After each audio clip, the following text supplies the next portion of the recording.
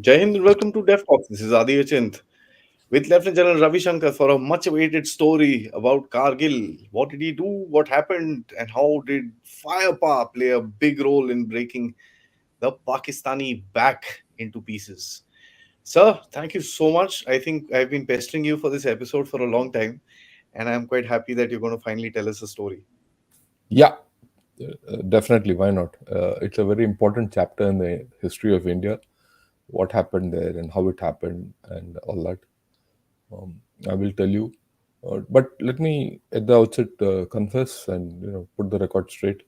I wasn't involved in Kargil ops directly for the simple reason we were just in a neighboring area doing something different, right? And which is we'll leave Equally it at that. interesting. No, we'll leave it at that. Right? Okay. Uh, but one knew what was going on. In fact, my unit I was in the east uh, until one day we were told pack up and go that side. So we went there, and the rest of my command, got finished in northern command. That's different. We'll talk of Kargil, right? So So, openings of, the bringing up of artillery itself, right there. hmm. I want you to kind of open it because was it expected? Those are altitudes in certain areas. What did it happen? So, just a little specific into that, and then we'll kind of.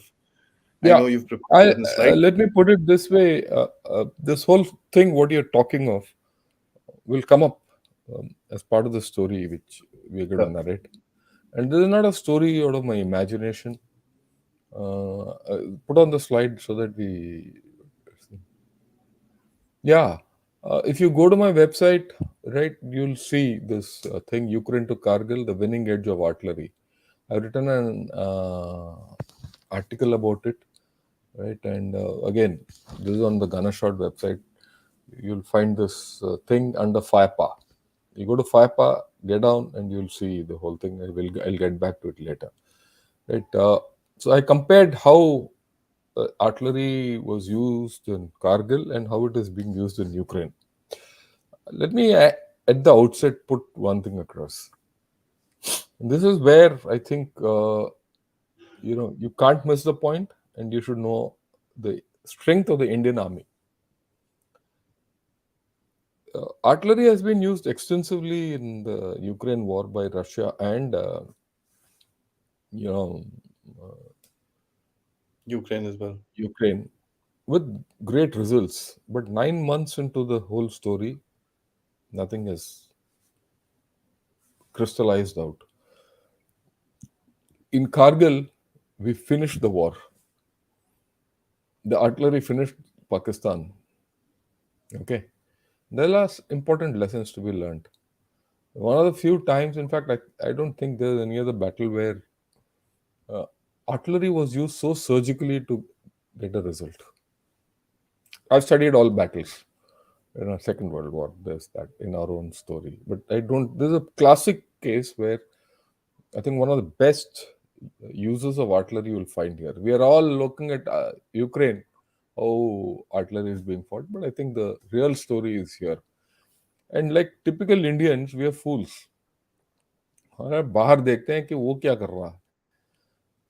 We have this. I mean, we have this in us, and somehow we don't believe in ourselves. This is a national problem. Confidence. I see we don't have confidence. I see we don't have confidence that we'll grow as a big power. I see we don't have confidence, strategic confidence as a nation that we are a big power. But Mm. then that's a different story, right? So let's look ahead. Okay, uh, artillery won the war for India by pulverizing Pakistani defenses to smithereens in Kargil. The Indian artillery fired over 250,000 shells, bombs, and rockets during the Kargil conflict. Not many people know. And we're talking 20 years back, we had this capacity to do this. Okay. Most of these were fired in approximately 10 to 15 days. It's almost 25,000 rounds a day. Yeah, yeah, right. of intense fighting, and 9,000 shells were fired on Tiger Hill alone when it was regained. Right during the peak period of assaults, on an average, each artillery battery fired over one round per minute for 17 days. Count and keep Yikes. counting. The Pakistanis were simply and overwhelmingly outgunned. Such intense firing was seen only after the Second World War. After the Kargil war, it is only now in Ukraine that such intense firing is being witnessed. And Ukraine and Kargil wear a similarity, of the gunner stamp on the battlefield. But having said that, many times we are asked, "Oh, does Indian Army have the ammunition to do so?" And we'll be outgunned. Yeah, well, this is this is hard fact.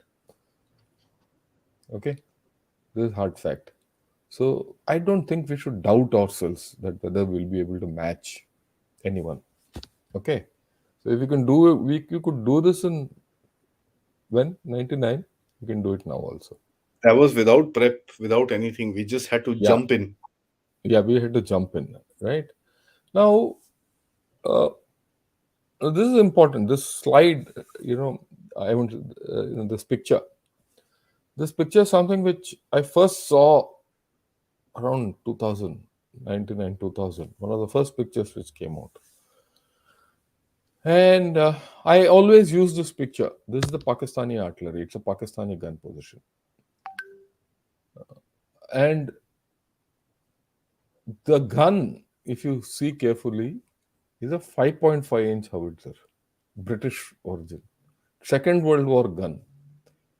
Okay. Now, what is interesting about this gun is you see it's deployed in the mountains. It dug in everything. What is interesting in this gun is that it cannot fire high angle. High angle means for firing in the mountains you need high angle. That ability to fire beyond 45 degrees. This can't fire beyond. So what these chaps did, which is again a normal method. It's not a new method. What you do is you dig a pit under the trails. So when you dig a pit under the trails are pushed underneath. It go down. When the thing goes down, the whole gun cranks to below, and then it gives you that extra thing. And that's what these chaps did. Okay, of course, then the Pakistanis had the thing of putting a tin sheet on top and sandbags on top just to give them some protection from, you know, what क्या बोलते हैं उसको? Splinters and all. Counter. It's really that's okay. So it's a very deep gun pit where they this thing, and you see the pannier, the ammunition lying on ground. You, between the soldiers who are saying that's a 5.5 ammunition. Uh, you realize it's a 5.5 ammunition from these things, well, that leave it at that. So they brought it up. Now, how did it help? I will go and explain. This is where, okay. Now, if you look at this map, you see the LOC in the red dotted line. Then you see the NH1 alpha, right, which is that black line. Okay. And the NH1 alpha goes just next to the, LAC in the area of Kaksar, Kargil, that between that Batalik, that area. Batalik is still in depth, but Kaksar, Kargil are quite close to the LAC. Uh, Okay, here, look at this. Tiger Hill, Tololing, all these are just next to the thing. What the Pakistanis did was they brought up these 5.5-inch guns close to the LAC. I don't know how they brought it. It is a marvel, right? And they had a few of them. They brought it close down, close to the LAC, and dug up the gun pits, high angle gun pits, fired, and they with the rarefied atmosphere which they could get because that was over 3,000, 4,000 feet in altitude, the gun position, right? uh, Otherwise the 5.5 gave you hardly about 13, 14 kilometers range, maybe 15 kilometers range. Okay, the high extra range they got, and the ability to fire high angle, and the fact that you didn't need too much high angle because you're firing from top, and the targets were down below. Okay, so they could fire and they destroyed the Kargil ammunition dump completely in the first few days of the war. And I thought it was brilliant. We didn't know about it, but later it came out. Their use of artillery initially was brilliant. I keep saying Pakistan is the first half army. In the first half, I mean, it was brilliant. The whole idea was to cut off NH1 alpha. If you cut off one, those days the other route, Kulu Manali route, was you know um, not fully operational. That Rotangla and that Johar tunnel, which has now come up. Uh, so the Atal, this thing, Pass. yeah. So that is not was not uh, functional then. In fact, it was hardly any capacity. The main was this, and the idea was if this NH1A is cut off, all troops in Leh and further and the glacier, because from Leh you go up cross into Kalsar and Kalsar onwards to the glacier, that would get cut off. The idea was to cut your artery off, and it was a brilliant plan. Unfortunately, like I said, they couldn't you know execute it beyond a point. Okay. Mm. Now, if you see this again, this is a relief. You see Tololing, I just taken Tololing as an idea. On the ground, you see a stream running, and in that stream, you see Dras and Bimbat. Actually, when you go to Dras and those areas, you can see Tololing absolutely in front of you. Relative differences like this. This is it. Okay. Tololing was on the right, that right highest peak. This is the war memorial, where Dras War Memorial. And there's a picture taken from there, you can see. And the war memorial is just off the highway. Uh, it's at that low level in the valley, and from the valley, this is where those chaps with their OPs on top, and some of the OPs who had infiltrated, some of the with the local guys who were there, overground or underground workers, whichever you call them. Through mobile phones, they could control fire from behind the crest line. These guns of theirs, which I had shown you earlier, were firing from behind the crest line onto the highway. Clear observation, short ranges, absolute. And that highway was actually jammed. Only at night we could go, and many of these things we people were driving. It's a credit to our drivers. And at night, without any lights, they were driving through this highway despite artillery fire. Where Pakistanis lost out was they didn't have enough artillery. Aha. They couldn't bring up that much artillery on the other side and get it to that height. Mm. Okay, and probably they didn't plan for it. Okay. Oh, uh, here, this is what the Pakistanis say. As per the Pakistani account, India used frontal assault supported by limited artillery in the first few weeks of the conflict. Okay. So the initial response was we didn't even know uh, Okay. that ho kya raha hai. And when we came to know, we thought, oh, there are few intruders, we'll evict them. Oh, but when people went, they had actually were well prepared, dug in, supported by artillery. We suffered very heavy casualties, and that was also a time frame and a mindset in lot of our officers and the CI mindset that everything can be done. Bagado and terrorist ko bagado type. One didn't expect a conventional requirement of response, Mm. Mm. or the requirement of a conventional response, to put it in good English. Okay, so we suffered, and then we took about 2 to 3 weeks to build up artillery. And then when this build-up was done, then in the army headquarters, I remember the then Director General of Artillery telling me, he and the chief and the MOD people, they sat together. They took a lot of calculations to see how to offset it. And then it was realized by then they had got adequate information at the extent of intrusion which Pakistan had done. The realization set in, there's no other way but to launch a formal you know, operation. So then Operation Op Vijay was launched. Troops were built up. Artillery was built up. Okay. There was one eight mountain div which was doing CI ops in the valley. It was pushed up first because that was the first response. Then people were shifted from the east and all that, like which I told you. I was in the east when we came up. It was in June that day, 99. I was commanding my artillery unit. Uh, so they're all pushed up and plans made. And at the strategic level, I think India took a great decision. They said, look, uh, let's see what will happen. Uh, they shifted a lot of buffers and Hmm. grads from the plains to the mountains. Till then, these were deployed in the plains against Pakistan and all. They said, "Dekhte hain. First you have to get rid of this fellow, then we'll see." And they had made plans in case the war expands further down south, you get artillery back, depending and Yeah. art. So the importance of strategic planning and strategic mobility of artillery came into way. That artillery is, actually not many people talk of this, but you need to use it strategically. If you use it strategically with strategic mobility, then a lot of things get done. Okay. So we took that thing, we took up, and we had about 21 units of Bofors.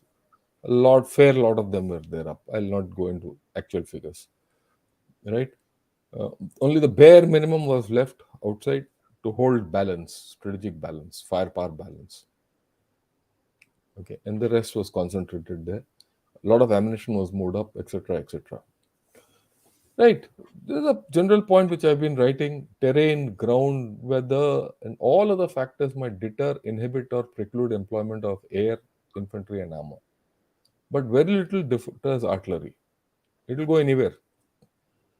It can be used anywhere. It can be in depth. It can be in forward, wherever. If there's bad weather, infantry might not be able to go, armor might not be able to go, air cannot fly, but artillery shell will go. Nothing will deter it. The importance and value of artillery has been reinforced manifold in the Ukrainian war. The terrain conditions during the Kargil war in Himalayas were almost similar to the Rasputita conditions in Ukraine. That means you can't get off the road. You have to stick to roads and fire. Main Movement pathways was and yeah, movement was restricted due to limited roads. Move of infantry was similarly limited due to bare and high altitude terrain. You saw those pictures. There's no camouflage, no nothing. Any movement is picked up. You have to do everything on the face of the enemy. Okay. Employment of air was restricted by fickle Himalayan weather. One day it's cloudy, one day it's okay. You can fly. Then there are political issues of air. You might not be able to use it. And when we lost a couple of aircraft, we did lose a couple of aircraft. We realized that the Pakistanis had good air defenses, and in those heights, at those conditions, air, ranges. Little. Hmm. yeah, air could only play introductory role in the rear, which it did, but not in capture of thing. So that's why whatever others do or not do, artillery will do its job, come hell or high water. Mind you, this is a credo of gunners world over. And Indian artillery is very good at it. Right. The Kargil battles were fought largely by infantry and artillery. Hence, the value of artillery increased manifold, and it is now the battle winning and deciding factor. Okay. What did the GOC in C of that time said? Operation Vijay has once again demonstrated that when the artillery and infantry operate in synergy, nothing can withstand their assault. This is important. If you actually analyze the Russian operations, they not had the synergy between artillery and infantry. That is why they are struggling. Okay. Pak misadventure in Kargil has not only been defeated but crushed militarily, diplomatically, and politically, singularly on account of the accurate and timely delivery of TNT and lead on his head by artillery, suitably exploited by the brave infantryman. I've always maintained. the two major arms of the Indian armed forces. I am now cutting across everything. Are infantry and artillery. You had them, they are the backbone of the air, navy, everything come later. Why? Because these people defend your zameen. Zameen pakadna hai. Land is important. No question, sir. Hmm. Boots on Okay. the ground is most critical. Yeah, absolutely. That boot on the ground, if it has to stabilize, he needs artillery. Otherwise, gone. If the Russians had boots on the ground, they would have been sitting in Poland. Yeah, yeah. Right. The regiment of artillery was able to amass large number of fire units in record time over extremely difficult terrain. High altitude and inclement weather notwithstanding, the gunners rose to the occasion and provide ac- extremely intimate and accurate fire support whenever required by the infantry. It was marvelous. Okay, so this is something which very few people understand. Okay, right.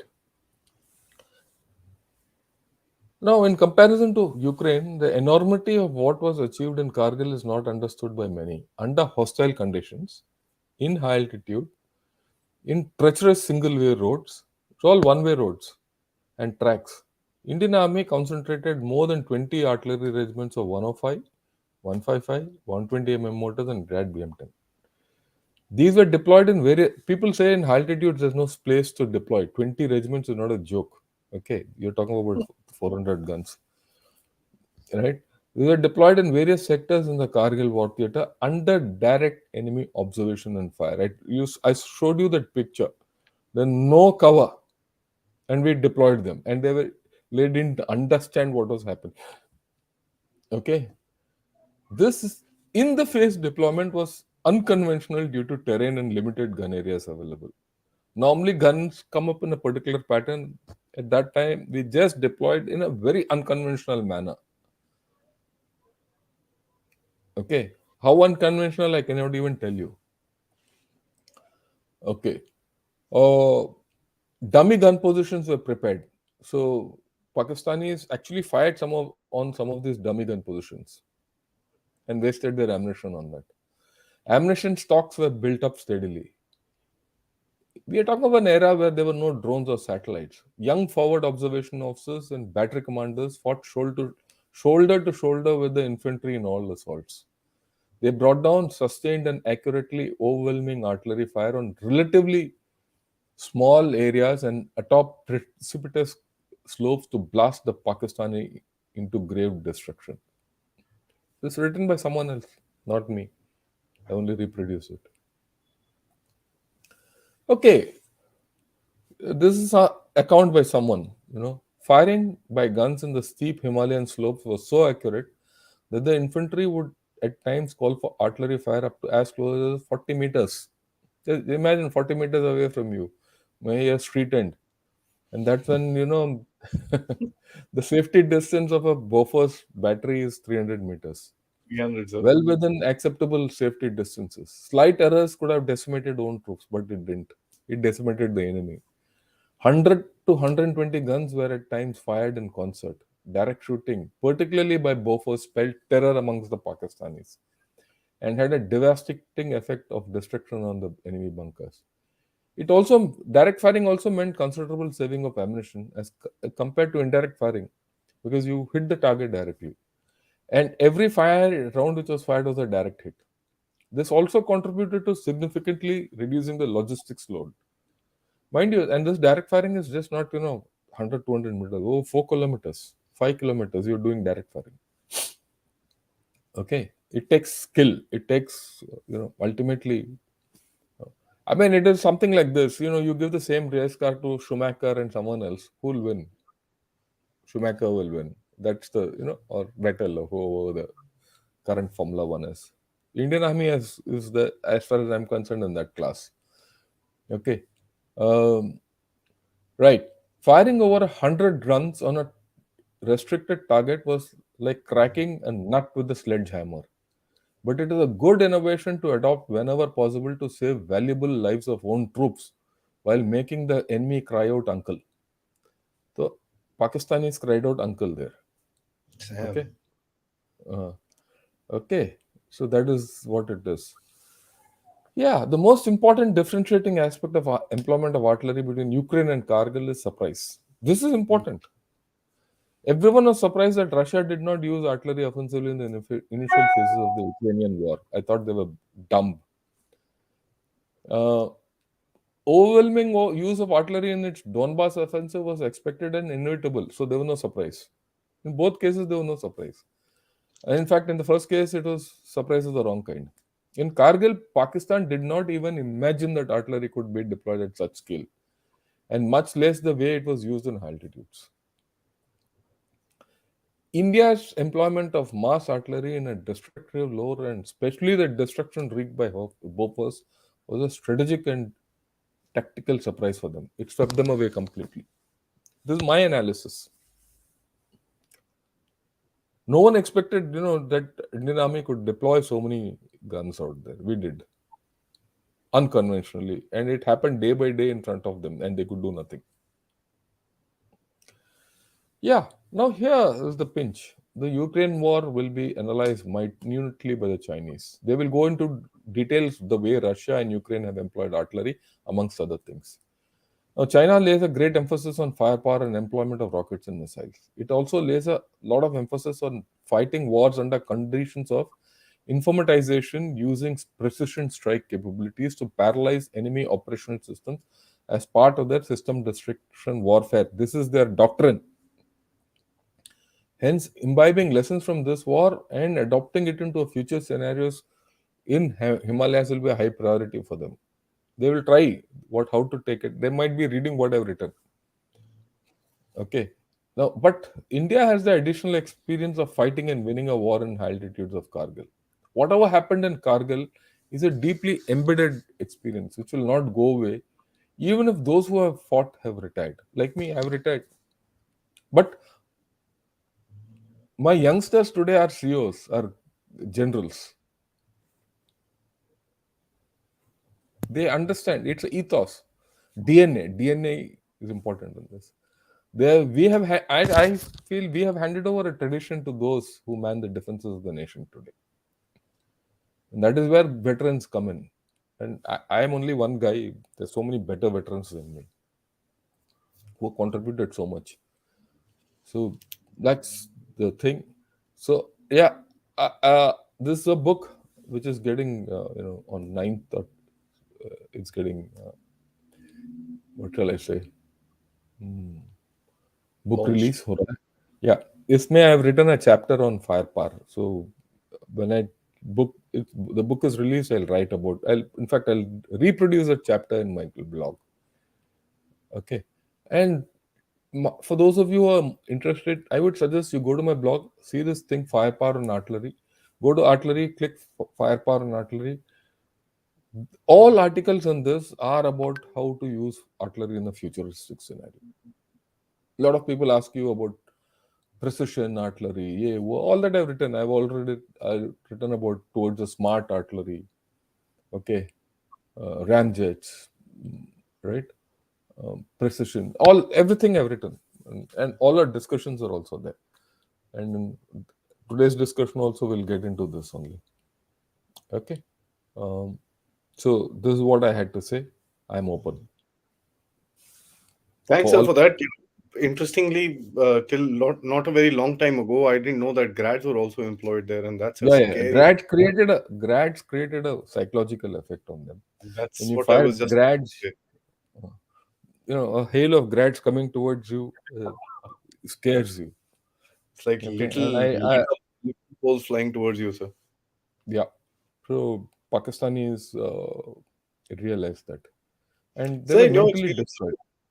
did Yeah, you read any particular accounts of any officers or soldiers that were there facing the artillery? And you there's mentioned one. yeah, yeah. One, Any but if you go to the net, you find some people were actually flabbergasted. I mean, I won't say flabbergasted, shattered.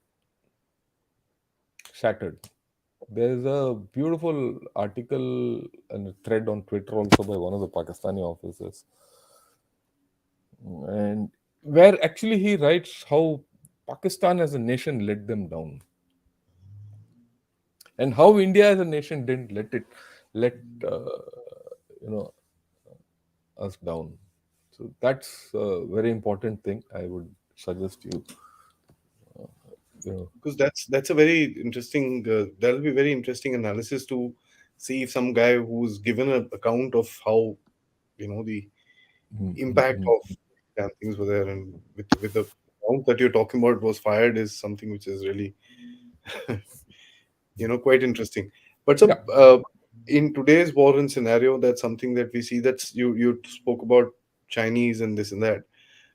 With their doctrine of firepower, I mean, I'm not doubting the factor that we can either respond, match, or even exceed what we could do, and that's a different discussion. What my question would be about counter battery. Uh, how would we be able to actually counter their fire, especially in a place like Ladakh?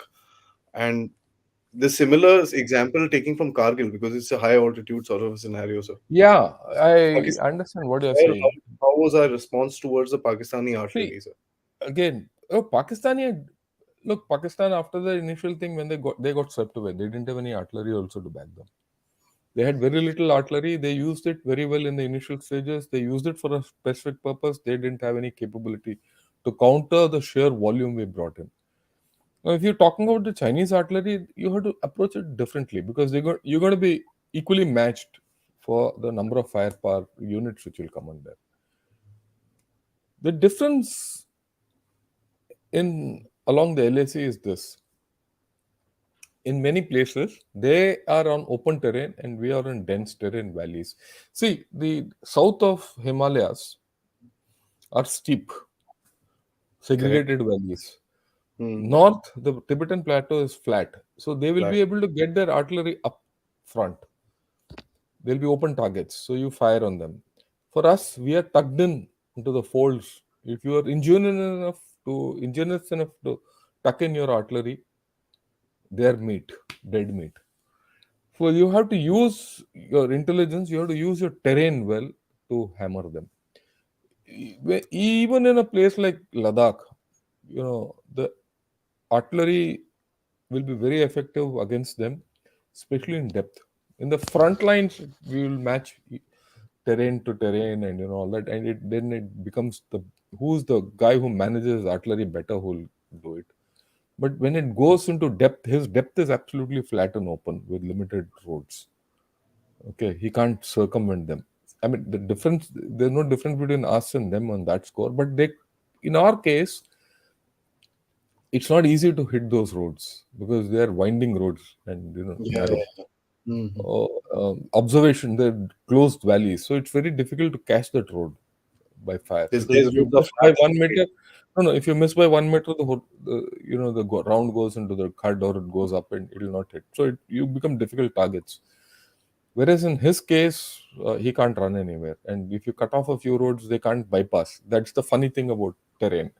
I always maintain if you know your terrain well and if you know how to handle your artillery well, China will get. And plus, everyone talks, see, if you take a missile regiment or a rocket battery or anyone, he has to come from a ammunition dump. He has to come into hide into a deployment preparatory area and into deployment area, fire and get out. Get out. It's it's time consuming. No, you can actually predict as to where these chaps will be there. If our chaps have done this wargaming beforehand, where this chap can pick up what and how and come and where he'll deploy, you might not catch him when he's deployed and fired because that will be in stealth mode. But once he's fired, you caught him, he can only go out one direction. And that direction you should be ready to ambush him. So it'll be Track basically and kill. smart No, rather than firing. thinking, planning. You need to do track and kill operations. You need to do ambushes. You need to do spoiling attacks. These are the things which you need to do. Yeah, Mm. So I think I got the gist of it. That mm. smartly use your Smart, equipment and smart. And that's why I said if you read the article called "Towards a Smart Artillery is not necessarily full of precision. All this nonsense which people keep talking without knowing what precision is. yeah, Okay. precision is good, sir, Yeah. but the damn thing costs so much. I mean, so it's Look, I again, one has to be balanced. You need precision, and you need dumb artillery. We need some artillery. But We've more discussed this on. importantly, yeah, a combination of this gets you to the smart artillery. Correct, sir. There's a difference between precise precision artillery, uh, dumb artillery, and smart artillery. I want our artillery to be smart. Okay, You can have precision weapons and not use it properly. What's the point? I mean, there's no point. absolutely. Guys, I am ready for the questions. So please start. There are a lot of comments and questions right here. Please, before that, hit the like button. Please do check your subscriptions, bell icons, and yes, if you can, please do become a member of the Dev Talks community. You can send us super stickers, or you can just contribute if you want to on directly on UPI. Thanks so much till now, and let's see what. Let's get Mandar. I think we are seeing you after a while. Uh, I think Kargil really defined artillery regiment as the image of war in Indian minds. Yeah, I agree with you. I agree with you. Thanks, Mandar. It's a compliment to all of us. Yeah. That's a yeah. I mean, of course, the kind of this thing, and he also said so. We lost the whole Kargil ammunition dump initially. Yeah, initially we lost. It was reported by, if you see the India Today report of that time, it tells you very clearly. But we Okay. recovered. That's the thing. In war, you should be able to take the punch and recover. Like you see that in Ukraine also. Ukraine has taken a huge punch, but it is recovered. Yeah. This is more of a political question, but anyways, why didn't we cross the LOC? Would it mean waging war? Then why didn't thus Kargil wasn't a war but bigger form of skirmish intrusion? No, no, that is all the semantics. Whether it's a war, skirmish, intrusion, like President Putin calls this Ukraine war special Military operation. भाई एक बार That's all. लड़ाई शुरू होती है हिंदी में बड़ा simple है यार लड़ाई है झगड़ा ठीक है छोड़ना ना बस. oh forget about diplomacy and all we didn't cross the LOC on purpose and that's what made you know put Pakistan in the doghouse okay and internationally we could have gone across the LAC it was not a big thing but well the government of the day took the call Mr. Vajpayee took the call so you can And I'm and sure we can we were argue ready about to no LOC. we can argue about it till cows come home but the fact How's it come on? call was not taken and it paid us dividends at that point of time and we leave it at that it gave you a victory at the end of the day yeah And I'm sure if I know my forces, my armed forces, if I may, we were ready to go. So anywhere yeah no there what's are more what's no forget that is if and buts of war the fact is that Kargil was a misadventure and a defeat we can keep saying what we want but the Pakistanis acknowledge it for the Pakistanis it's a shame. You read any Pakistani account, they talk of the Kargil misadventure by Parvez Musharraf. Okay, and anyone. So it's a national defeat. Yeah? Okay. yeah, I mean, no question about that, sir. Hmm. This is an interesting question. Was the lack of precision air power the reason we relied on Bofors? No, I don't think you. I mean, this is something which people don't understand. Mm. Air power has every power has limitations. Okay, air power has severe limitations in high altitude. Even whether it's precise or not is irrelevant. The employment of air power is guided by certain factors, and those factors didn't assist us in Kargil, but those factors will assist us in against China. Interestingly, the factors which inhibited us against using air effectively in Kargil will inhibit China today. That's the beauty. So what we learned in Kargil has got value. In fact, it inhibits China. It doesn't inhibit us in No, any absolutely. scenario against the Chinese. Yeah, And I think I'm going to just give this short gyan about what I learned from you this evening. yeah. Is terrain. I mean, the place is not favorable for. No, you can't do that. You can't do that. So You there so has to air has to be. be employed in depth. When Depth. you employ air in depth, there we are on our own. I mean, I say in a class of our own, or Air Force. You will see the Chinese Air Force outgunned and outsmarted and outclassed. I have no doubts. So there are different applications for different Yeah, weapons in you see, different you places. can't you can't you can't template one thing to the other. You have to take ground in. You are fighting over ground, terrain, terrain conditions. So everywhere you have to change your methodology and Absolutely. approach to battle. Yeah. From Kargil to the present, has there been any significant change in the Indian Oh artillery yeah. capability? The artillery again. Please go read my articles. You got see at that time we had just had Bofors. Today you Hmm. have the M777, you have the Bofors, you have the Dhanush, you have the Sharang, you have K9. The plethora of artillery you have. You have Pinaka, Pinakas. you have BrahMos, you have Smirch. Oh, Oh, huge. smirch. Yeah. Yeah. You have a lot of things. Okay. Then you have weapon locating radars. Yeah. Okay. This is part of the Kargil war, but I want to ask you in related question with regards to Swedish 155 howitzer was blocked by the EU. We had to get them from South Africa. One No, point. no, no. Second is Look, there's a bakwas hai. Whether they were blocked by UU or got from South Africa.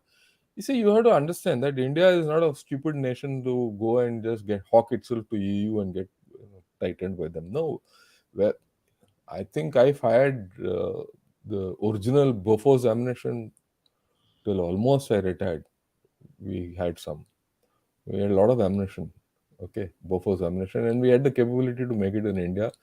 We took the Denel technology from South Africa and we adopted it.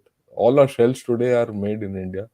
We are reliant, completely self-reliant on ammunition for artillery in India today. that's what One I five wanted to ask. So one thank you. 155. We don't have to go anywhere. That's what I wanted to ask you, and We have thank you, it. sir. Yeah. I mean, yes, they always cry uncle, and that uncle's name is Sam, Uncle Sam. So that was on your वो so बात ठीक है uncle चल Sam हो या चिंकी मामा हो हमें क्या लेना देना यार. Mama B, yes, sir. What type of air Uh, defense is needed to support artillery, and are Katyusha style rockets part of artillery or they considered different? no, look, Katyusha and all will go and one thing, but you need air defense to protect artillery. That air defense can come in the form of air or ground-based air defense units. Normally, they are assigned so that your artillery is protected. Okay, and that is part of a larger protection or a point protection. It's a matter of tactics. We don't have to go, but you need. You can't leave your firepower, at the mercy of enemy air. Hmm. Okay, you need. Yeah. That's land warfare infantry, capture, armored, protected speed artillery, destruction, air, fast destruction. Sir, correct me if I'm wrong. I think Look, it's a combined arms warfare. There is no one single guy who can win the war for you. Uh, though I said in Himalayas are fickle and employment of armor and all is difficult, but you must remember Zojila Pass was captured with armor. When tanks came up to Zojila Pass, the Pakis ran any fight in South Pangongso will be armor. armor. So it is situation to situation, terrain to terrain. You have to be flexible, but as a general rule, infantry and armor will be the two main. No, sorry, infantry and artillery will be the two main ingredients along the LAC. These will be omnipresent. Whether armor is used, air is used, will depend on the situation uh, and the terrain. Yeah. So there are political implications also of using all these. Hmm. Okay. Venki sab, I didn't get this, so since you're a very very regular person to the show, I want to ask you: can you clarify how much what? I'm not getting the context of it, so that we could kind of take your question up. Yeah. Did the Pakistan have artillery that you've told us? Where did they go wrong? Yeah, they went wrong in the fact that they didn't. The first and foremost thing is on their side, the approach to uh, the LOC in that area was tough, a difficult area. Okay, very limited tracks. They could move very little artillery up. They thought their thing was that with the kind of artillery which they could bring, they could dominate NH1A and choke it off. And they didn't Hmm. expect us to build. See, the ingenuity, they thought they'll, if they cut off one alpha, artillery can be built up. But we did build up with, despite that. And we built up artillery in their face, and we kept building up, kept building up, kept building up to a level which they couldn't imagine. And then they were simply outgunned, as simple as that. They couldn't supply their artillery as And well after that. oh no, they had very little artillery to supply. Okay, and once they started losing initial positions, they it just withered away. Withered away. Fair enough. वो एक तो uncle Sam है, uncle Sam को बोला, uncle Sam ने भी kick out कर दिया उसको. Hmm. दूस And I told you one thing in the beginning, and I always maintain, Pakistan is a first half army. वो सेकंड हाफ में हार जाते हैं बेचारे. चलो आगे बोलो. This is a big question, Abhishek. I'd really request you if you can read Sir's blog. I'm sure he's spoken about it. Yeah, read that. It's there are too Still many. Yeah. huge. Uh, how well we can camouflage artillery in the open field. Look, you use terrain, you use so many things. You have to by if you have to live in Rome, you have to behave like a Roman. So if you build in altitude, you behave like that. You don't have a choice. You do your best. And you There's also no need to fire. technology. Yeah. So okay. Yeah. Am I correct, sir? Yeah. Yeah. Fire, move. Fire and move. Uh, don't keep sitting on one place and exposing yourself. Just fire, expose yourself during fire and get out. A lot of tricks are there. We'll leave it at that. Will the artillery work in case we advance and sit on Chinese flat areas? How would I be well, this different? is all. I'll not get into this. We can. There are a lot of things we can do. Uh, ah, Sir, how are unexploded shells handled? No, that I've never. If they are That's in a the good. enemy area, I couldn't care a I damn. don't know what I would But say. Yash, I think that's an amazing question because nobody talks about that. What no, happens to no, that, sir? no. You go and destroy them. We do it in ranges regularly. Okay. I mean, you. Mhm. Unexploded shells are, and there are times when you can't fire a round or something. You take it out of the gun and you destroy it. It's a routine thing. Artillery shell not fired inside a gun. You have. How do you Yeah, take it you out? have to take it out. Oh, there's a system to take it out. Yikes. So you pull it out and you destroy it. Put gun cotton and destroy it.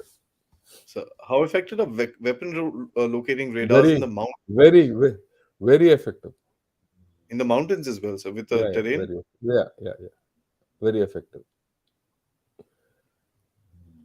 So recently, many Western observers are saying that MLRS is not accurate. If that is the case, how did Indian Army use MLRS guards in Kargil? Can you elaborate more? Yeah, Suman, you must ask the Western observers. Ask the Western observers; they'll tell you how why grad was not accurate. And ask Pakistanis how accurate it was. Why, ma'am, Suman, you you must understand. I'm making a point at your expense. Yeah, yeah. Have confidence in yourself. Don't listen to Westerners. They've not भाई fought a Jeet war. तुम्हारा है, जीत तुम्हारा है, और तुम उस गोरा से तुम चाहते हो कि सर्टिफिकेट चाहिए आपको. भाई So थर्ड रेट बंदे हो. in this segment, there's also another question that will come up with regards to rate of fire is something a lot of people like. One example that we spoke about in terms of the M777s, and you mentioned very clearly that they're breaking down because it's not being used properly. How far do you see the Chinese being exposed to kind of the firing practice that we do? I mean, I'm sure you've in your time and right now you also observe these little videos that keep coming out, and how, I mean, when as an artillery person, what do you see in those videos? Look, those videos are choreographed videos. You can't really draw any conclusion out of them.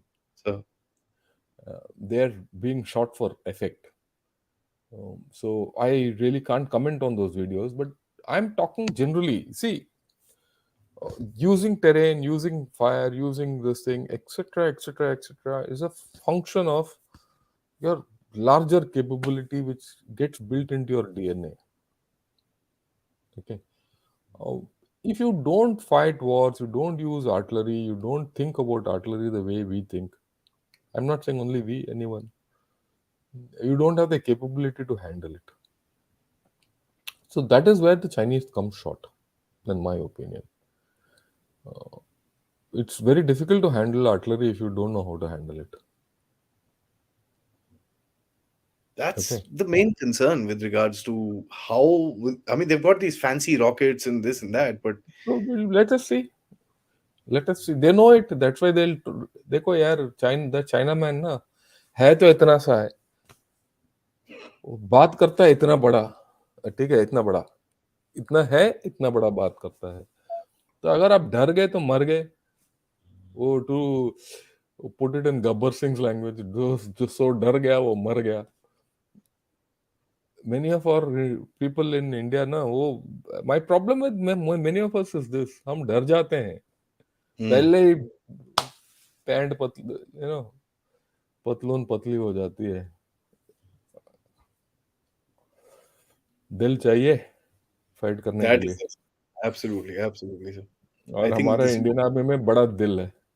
Venki Saab is saying that, simply put, Kargil war without artillery, our casualties would have been much far greater. Would have been far greater if Pakistani resistance could have been stronger, and the war could have lasted longer. It's a classic Oh case well, study. I there's no doubt about it. If the artillery had not been there, we wouldn't have won that war.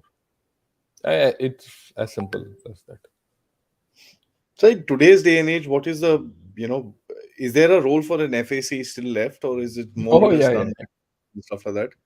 Nothing like that. The chap on the ground is the best guy. Okay.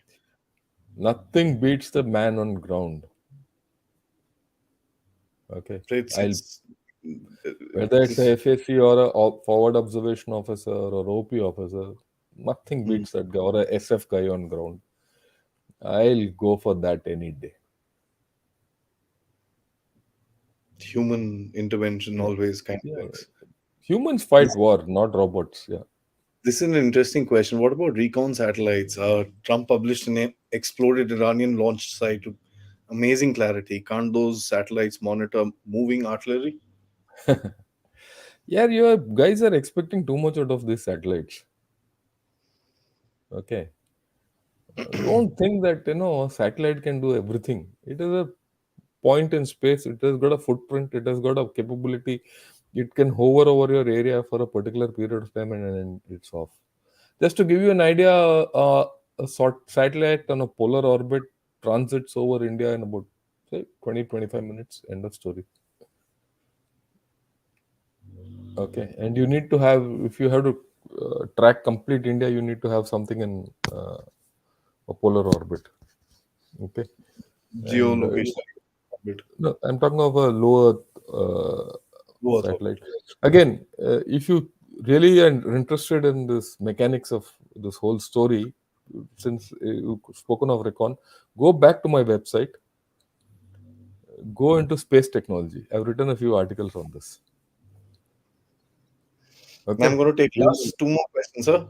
yeah. Sorry, please go on. Yeah, I'm sorry, I missed out. Yeah, you'll see this. You'll see the difference between footprint and time on target and all this. I've analyzed. Have a look at it. I mean, you'll understand space, because many of us think satellite hai to everything ho jayega. It doesn't happen that way. To Read, realign the read damn what. thing Yeah, time. you read that. Maybe I'll republish those articles in a different form. Read it. Yeah. Okay. I mean, I learned that from one of these movies that they took almost 3 hours for a damn thing to even move on location. The देख ऐसे footage to है, be there. वही तो बोल रहा हूँ, आप मेरा ब्लॉग पढ़ो. I put it If in they absolute simple words. if they showed that in a movie, I'm sure in real life is going to be even worse. Hmm. So, you know, Venki Saab says, sir, how much time does a gunner have to do the trigonometry after the WLR feed is received? Also, There's he no asked, trigonometry. somebody The asked, WL does he do calculations manually? No, look, we used to do calculations manually. We've switched on to the digital age from a long time now, but we still retain the capability to do manually because the Britishers learned during the Falklands War that all their systems failed when they went into Falklands, so they had to return back to manual things. We do that. We know, I mean, manual to a level, a degree. Okay, and in any case, the WLRs you don't need to do trigonometry. They give you absolute fix. Yeah. Interesting. I mean, that's always amazed me how that calculation is done, azimuth and this No, and that. no. It's quite a, It's a science by itself. yeah, We it's learn it. quite science. It's quite a this thing. What are some of our weapons and capabilities that worry the Chinese? I think the Chinese are worried about a lot about Indian army and the Indian armed forces as a whole. Okay. I think next 3 days we're gonna fire a rocket and they're damn worried about it again. So Look, they're very worried. That is, you must understand. The for the first time again, I keep going back to that story. For the first time in the Chinese history, they went back 9 kilometers in the north bank of Pangong. they drew a map. They drew a map and beamed it in satellites and all over the world. Okay, this is Chinese territory. That they had to obliterate their own map and go back. Why? They were worried. They'll lose the whole story. They'll lose the plot. भाई एक बात है China वाले के बाद वो पहले ना हावी हो जाएगा आपके ऊपर stare him in his face and look him in his eyes and say you are only this much he goes back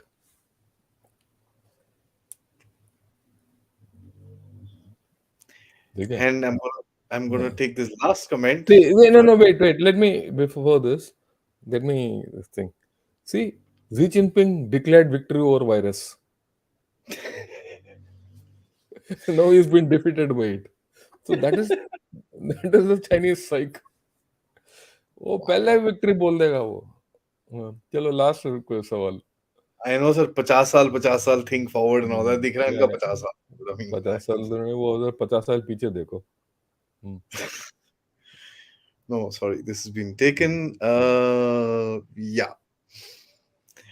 Sir, a Pakistani officer had told in an interview that we are warriors till they face the enemy. या ठीक है they are businessmen yeah. The Pakistan army is a business. It's a tough army, there's no doubt. At the junior level, they're very good, professional.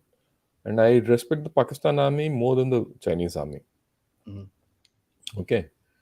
We have to realize they're from the same stock as us. They're good fighters, but they're poorly led. And now they'll be even worse led because the Pakistan army officers, the whole lot, are more into businesses than anything else. But at the junior level, battalion level, brigade level, they're tough. So let's be. We shouldn't. I don't demean them. We should not underestimate the Pakistani army for what it can do and not do. But at the वही first half अच्छा खेल लेगा second half collapse हो जाएगा They're tactical in nature, not strategic. All of या them, I think, have taken no no steps. So, they quite tough. Strategic also but their strategy is different वो पैसा Yeah, there's बनाने का strategy है उनका terrorism, sir. That one thing you have to give them. Hmm, Buggers have kept stuff alive in India for such a long time. They या take या some planning and this and that. But yeah, that I will give them. There's no question. So thanks so much. I think a lot of guys have enjoyed, and a lot of people have said like great video as always. Thank you Uh, Thank you for taking up that question. I'll go through. This has been great. So there's loads of questions which are, I mean, loads of comments like this which have said that this has been a very very good show. So a lot, see, understand, sir. Everybody knows the story of Kargil, but when you talk about precision operations and precision weapons and stuff like that, I think it creates a lot more interest amongst people to know more. And of course, artillery, and we are seeing a live demo of artillery. Leaving the politics of that war aside, there's a huge demonstration of artillery, rocket fire, and stuff that we see. So obviously, the yearning for people to learn या more या is going to. I So thank you understand so that. much for taking out, and you've collected the slides and stuff like that. Thank you so much for that, sir. Guys, before I sign off, please hit the like button, subscribe, please check the bell icons, and do join the Dev Talks group by becoming a member, or you can send us super stickers or super chats in the chat comment. Some of you kind of have messaged me that you're not able to send these super stickers right after the video is just finished. Guys, normally it takes about 3 to 4 hours for that video to get processed, and then only you start seeing that thanks button. But till that time, you'll have to actually go to the chat, and if you do want to do something, um, that'll be very helpful. And of course, visit Sir's website at ganashots.com and mine at thedevtalks.com. Some more comments keep on flowing in, sir. Uh, Thanks, Kaushik. this is the best show. Privileged to hear the smooth flowing discussion. We've had a good show, and we'll be back on the weekend, probably, and with another subject and another in-depth analysis. Till then, sir, Jai Hind. Jai Hind. Thank you.